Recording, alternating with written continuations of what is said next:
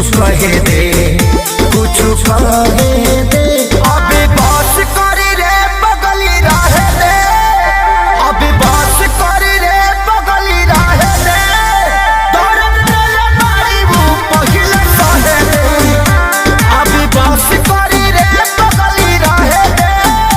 दर्द तेरे मारी वो पहिले सहे दे।